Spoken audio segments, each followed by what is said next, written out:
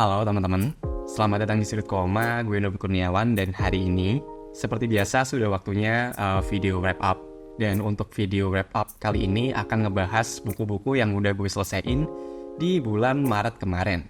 Yes, seperti di judul video satu ini, bulan kemarin tuh gue berhasil nyelesain 10 buku.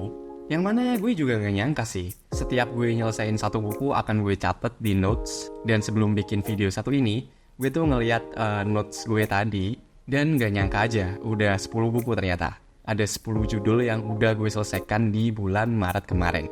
Kalau gue mau menganalisis gitu ya, kenapa gue bisa baca banyak banget buku bulan kemarin? Well, mungkin ya, karena sepanjang bulan Maret kemarin kan kita puasa. Nah, selama bulan puasa tuh jujur gue gak ngapa-ngapain. Jadi waktu kosong gue yang biasa gue pakai buat main atau gue pakai buat ke komunitas atau simply waktu gue olahraga karena ya gue rutin olahraga renang. Nah, waktu-waktu senggang gue tadi tuh sepanjang bulan Ramadan kemarin gak gue pakai sama sekali. Gue memilih untuk tidur karena jam tidur gue kacau banget di bulan puasa kemarin, di bulan Maret. So ya, gue menghabiskan waktu luang untuk tidur atau mungkin kegiatan lain deh yang sekiranya nggak makan banyak energi. Salah satunya pastinya untuk baca. Nah, mungkin gara-gara itu kali ya alasan kenapa gue bisa baca banyak banget buku di sepanjang bulan Maret kemarin. Dan karena jumlahnya banyak, ada 10, mungkin gue nggak akan ngobrolin terlalu panjang. Tiap bukunya nanti mungkin akan gue jelasin premisnya dikit aja. Kalau kalian penasaran dengan salah satu judulnya lebih lanjut, mungkin kalian bisa cari video pembahasannya di channel-channel teman lain. Atau mungkin tungguin video review bukunya di Sudut Koma ini. Tapi ya nanti dulu, gue nggak tahu kapan. So ya, kita langsung mulai aja. Untuk buku pertama yang gue selesaikan di bulan Maret kemarin adalah The Good Samaritan. Buku yang ditulis oleh John Marsh satu ini sebenarnya udah sempet rame ya beberapa waktu lalu, mungkin tahun lalu. Pokoknya sempat rame deh, dan bukunya pun sekarang udah mulai langka buat dicari. Dan gue sendiri baca buku The Good Samaritan ini kebetulan dapet di Ipusnas. Gue juga nggak tahu, somehow tiba-tiba bukunya ada, padahal biasanya kan buku satu ini susah banget untuk dipinjem kan. Nah, kebetulan gue kemarin dapet dan akhirnya mendapat kesempatan untuk membaca bukunya. Dan setelah menyelesaikan judul satu ini, gue jadi tahu sih kenapa buku satu ini tuh banyak yang ngincer. Karena temanya emang seru banget ya, walaupun mungkin kurang cocok buat dibaca di bulan puasa sebenarnya. Nggak ada positif-positifnya soalnya. The Good Samaritan sendiri menceritakan tentang kisah tokoh utamanya, yaitu Laura. Dia adalah seorang ibu rumah tangga yang bekerja di sebuah layanan masyarakat mungkin ya, end of the line, di mana layanan ini menyediakan tempat bagi mereka yang ingin mengakhiri hidupnya untuk mendapatkan pertolongan lah. Nah, premisnya di sini adalah gimana kalau ternyata salah satu sukarelawan di end of the line tadi bukannya membantu sang penelepon untuk keluar dari masalahnya, tapi justru malah menjerumuskannya pada kematian. Premis simpelnya seperti itu, permasalahan akan muncul dan menjadi semakin liar saat ya bisa dibilang si Laura tadi mendapatkan imbas dari apa yang dia kerjakan. Sekali lagi gue nggak akan ngebahas buku yang gue baca terlalu detail karena ada 10 buku, jadi mungkin itu aja. Gue yakin sih udah banyak teman-teman booktuber lain yang udah ngebahas judul satu ini, jadi mungkin dicari aja. Gue juga akan bikin video pembahasannya, tapi belum tahu kapan, jadi ya ditunggu aja. Judul selanjutnya yang udah gue selesaikan di bulan Maret kemarin adalah sebuah komik lokal, tepatnya webtoon. Ini judul yang lama sih sebenarnya. Salah satu judul yang gue baca waktu gue pertama kali kenal sama webtoon dulu, waktu rajin-rajinnya baca webtoon. Dan dia merupakan salah satu judul yang gue bisa bilang hangat sih, yaitu Ojek Story, karya dari Herat dan Toma Prayoga. Seingat gue sih judul satu ini tuh dulu tayang waktu ojek online belum semasif ini. Dia adalah tipe-tipe webtoon yang tiap episodenya pendek, yang menceritakan kisah tokoh utamanya yang merupakan seorang pengemudi ojek online yang bertemu dengan berbagai pelanggan yang dengan berbagai permasalahannya lah. Dan setiap di akhir perjalanan si pengemudi tadi, si tokoh utama, mencoba untuk memberikan saran atau masukan ke penumpangnya tadi. Nggak cuma sekedar solusi ya untuk si penumpangnya, tapi beberapa penumpang juga sebenarnya bukan merupakan orang yang baik gitu. Jadi kadang-kadang juga dia mengingatkan. Nah, kalau judul satu ini cocok untuk dibaca di bulan puasa kemarin. Kalau teman-teman mau baca komik lokal yang hangat, yang singkat, yang punya banyak pesan, gue sangat highly recommend Ojek Online 1 ini. Ojek Story, sorry. Jangan khawatir dia nggak masuk ke dalam list Daily Pass. Jadi kalian bisa baca judul satu ini dari awal sampai akhir. Kalian bisa langsung maraton. So ya, itu untuk judul kedua. Kita lanjut ke judul ketiga yang berjudul Percakapan yang Panjang tentang Pulang Pergi. Ini merupakan buku puisi yang ditulis oleh Theoresia Runte dan Wesley Johannes. Gue nggak terlalu bisa sebenarnya untuk nge-review buku puisi. Gue belum nemu formulanya lah. Yes, gue emang udah pernah bikin video review buku puisi sebelumnya, tapi ya gue masih ngerasa ada yang kurang gitu, ngerasa belum mateng lah formulanya.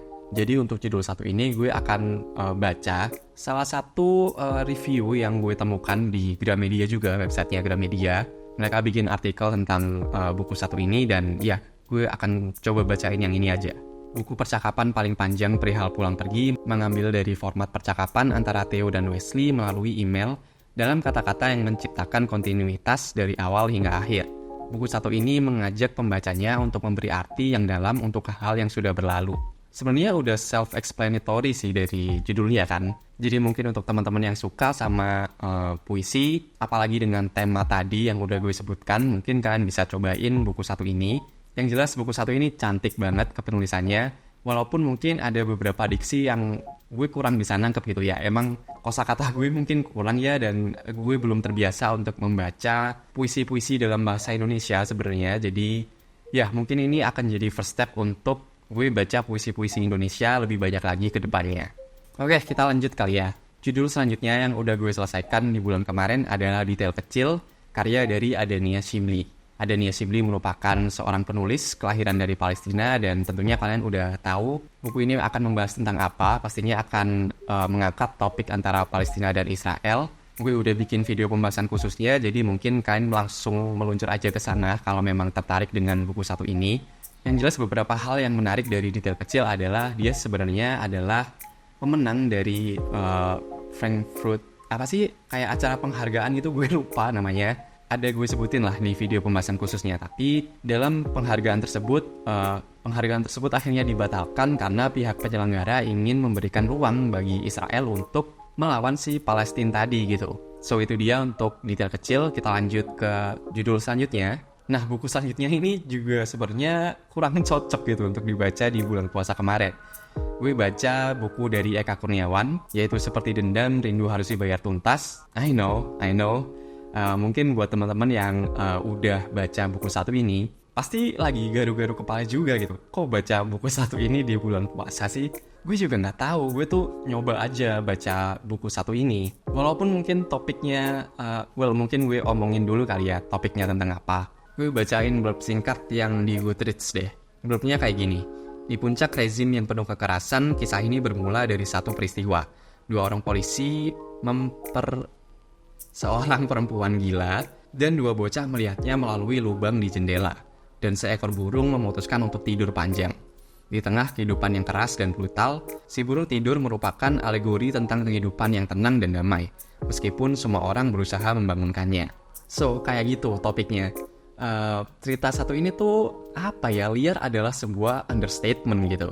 Gue sendiri emang udah penasaran, kepengen baca judul-judul dari Eka Kurniawan lainnya setelah gue baca bukunya yang kumpulan cerita perempuan patah hati yang menemukan, ya itulah pokoknya, gue lupa judulnya, panjang banget. Setelah baca kumpulan cerita tadi, gue tuh ngerasa bahwa Eka Kurniawan kayaknya adalah tipe-tipe penulis yang sebenarnya punya banyak sekali ide-ide gila di isi kepalanya gitu. Gue banyak menemukan autor-autor atau penulis seperti ini tuh dari karya-karya klasik Jepang. Gue nggak pernah tahu di Indonesia ada yang sama sampai gue baca yang kumpulan cerita tadi. Nah, setelahnya gue jadi penasaran sama judul Eka Kurniawan yang lain. Dan ini adalah buku kedua yang gue baca dari Eka Kurniawan. Gue berencana untuk bikin video pembahasan khususnya secara terpisah, tapi mungkin nanti dulu. Gue mau nyari referensi dari teman-teman lain yang udah ngebahas buku satu ini. Mereka bahasnya tuh gimana, karena ya sekali lagi topiknya tuh absurd banget men, dan liar dan aneh, tapi seru banget buat diikutin ceritanya. Mungkin salah satu bacaan terbaik gue di tahun ini lah. Gue baca judul satu ini kemarin juga di Ipusnas, dan mungkin gue mau nanya deh ke teman-teman yang udah baca buku satu ini dan mungkin tahu lebih banyak itu ya seputar berita dunia literasi, karena gue jujur banyak ketinggalan walaupun punya channel yang bahas buku. Apakah buku satu ini akan dicetak ulang dalam format hardcover?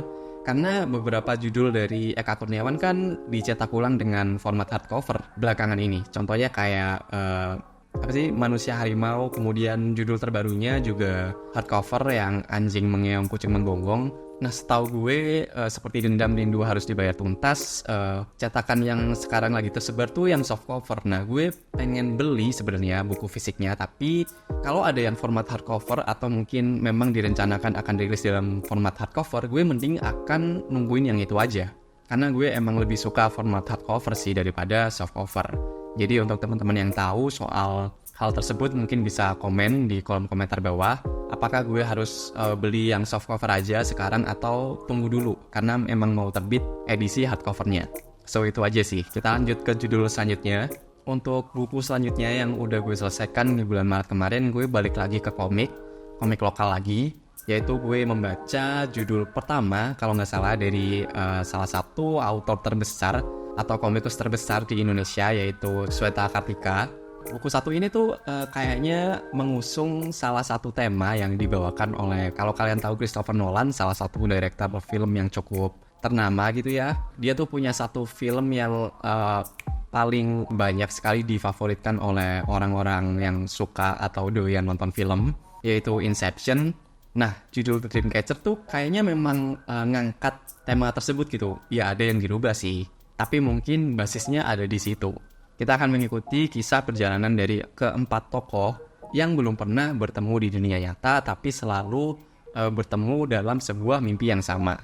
Nah, untuk alasan kenapa mereka bisa mengalami hal tersebut dan apa yang mereka lakukan di mimpi-mimpi tadi, kalian bisa baca sendiri komiknya, karena komik satu ini beneran tipis. Yang gue kesel di sini adalah gue ngira bahwa komik satu ini adalah sebuah judul yang one shot, yang langsung selesai gitu. Makanya gue excited buat beli komik ini dulu di Komipara kalau nggak salah.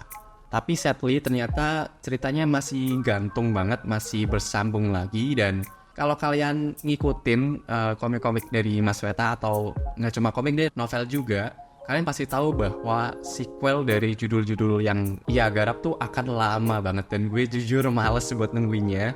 Jadi mungkin gue masih belum bisa merekomendasikan judul satu ini ke kalian. Mungkin kalau kalian tertarik dengan judul-judul dari Mas Weta Kartika yang lain, lebih baik kalian ambil yang itu dulu deh daripada judul yang satu ini. Karena benar-benar komiknya singkat dan nggak tahu lanjutnya kapan. So cari aja judul yang paling sering dia kerjain tuh apa. Udah itu aja yang kalian ikutin karena akan lama banget pasti. Oke, kita masuk ke judul selanjutnya. Gue akan langsung bahas dua buku karena dua-duanya merupakan buku non-fiksi dari satu penulis yang sama atau diterbitkan oleh satu penerbit yang sama, yaitu Panduan Lengkap Portfolio dan Menjadi Ilustrator. Kedua buku ini ditulis oleh Dion MBD kalau nggak salah satu ilustrator di Indonesia yang cukup punya nama sih. Dia kan sempat bikin satu platform pembelajaran ilustrasi gitulah, namanya Ilustrasi SEE. Nah, kedua buku ini merupakan produk dari ilustrasi tadi. Ini merupakan buku yang berada dalam tema pekerjaan gue, yaitu desain dan ilustrasi.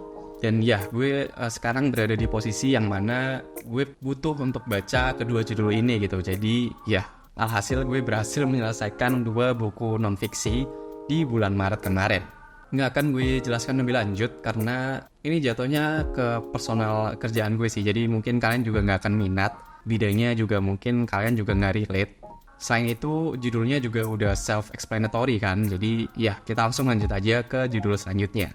Judul ke-9 yang gue selesaikan adalah buku dari Eka Kurniawan lagi. Yes, gue emang lagi seneng-senengnya sama gaya kepenulisan dari Eka Kurniawan, sehingga gue langsung pengen untuk baca judul dari Eka Kurniawan yang lainnya. Gue baca judul terbarunya, yaitu yang Anjing Mengeong Kucing Menggonggong. Untuk blurbnya kayak gini. Berbuatlah sedikit dosa, Jamal, kata satu reang kepada satu kawan sekelasnya. Jamal anak yang saleh, selalu sembahyang 5 kali sehari. Juga rajin mengaji. Pahalamu sudah banyak bertumpuk-tumpuk, tak akan habis dikurangi timbangan dosamu. Ini kisah satu reang. Kadang ia demikian intim dengan dirinya sehingga ini merupakan cerita tentang aku. Tapi kali lain ia tercabut, dan ini menjadi kisah tentang satu reang. Isi kepalanya riuh dan berisik, terutama sejak ia berumur 7 tahun. Ketika sang ayah berkata kepadanya, "Sudah saatnya kau menjadi anak saleh." Sekali lagi mungkin gue nggak akan jelasin lebih jauh karena gue berencana untuk bikin video pembahasan secara terpisahnya. Tapi mungkin yang mau gue tambahin di video kali ini, opening dari bukunya pun udah cukup menarik gitu. Yaitu seperti ini. Aku berhenti pergi ke masjid. Aku berhenti sembahyang. Aku tak lagi mengucapkan doa sebelum tidur. Satu orang makan menggunakan tangan kiri. Bodoh amat lah. Dan masuk ke rumah tanpa mengucapkan salam. Jika sedang malas, ia pipis di samping pohon pisang tanpa cebok. Sekali lagi, menarik banget, dan sekali lagi, kayaknya kurang cocok untuk dibaca di bulan Ramadan. Well, ya, tapi gue gak menampik bahwa ide-ide dari Eka Kurniawan memang sangat liar dan sangat menarik untuk diikutin. Gaya kepenulisannya pun engaging, jadi ya, gue gak sabar sih untuk baca judul-judul dari Eka Kurniawan lainnya. Oke, kita lanjut. Untuk judul terakhir yang gue selesaikan di bulan Maret kemarin adalah komik lokal dan webtoon lagi, yaitu sebuah komik romance karya dari XZ Bonbon, Terlambat Jatuh Cinta. Menceritakan tentang kisah kedua tokoh utamanya, yaitu Elvira dan Barney. Barney merupakan seorang idola di kampus yang punya prestasi, kemudian juga punya bakat tersembunyi lain, yaitu sebagai hand lettering artist. Namun di balik semua prestasinya tadi, dia punya sebuah kayak trauma gitulah yang ia sembunyikan. Sedangkan Elvira sendiri merupakan adik tingkatnya yang sangat mengidolakan Barney. Dia berusaha mendekatinya, tentu aja ini romance. Tapi di lain itu dia juga ingin menjadi perinya Barney. Dia ingin mensupport impian Barney untuk menjadi hand lettering artist. Tapi sayangnya, jangan khawatir ini nggak spoiler karena di episode awalnya udah dijelaskan dan dari judulnya pun kalian juga pasti udah tahu bahwa Barney terlambat untuk jatuh cinta ke Elvira tadi. Nah, Elvira tuh sebenarnya sedang sakit yang parah, nggak dijelasin sih sakitnya apa, tapi di opening ceritanya udah digambarkan bahwa Barney sedang berkunjung dan bermain ke makam si Elvira. Nah, kalau kalian suka dengan tipe-tipe romance yang sad ending, which is adalah hal yang gue suka, kalian bisa cobain judul Terlambat Jatuh Cinta karya XZ Bonbon satu ini. Gue suka sama ceritanya, gue suka sama jokesnya, gue suka sama art style-nya, walaupun mungkin di awal beberapa dari kalian akan bilang kurang ya. Tapi gue emang suka-suka aja, dan oke-nya di sini adalah sepanjang ceritanya berjalan, style dari autornya tuh jadi meningkat pesat gitu.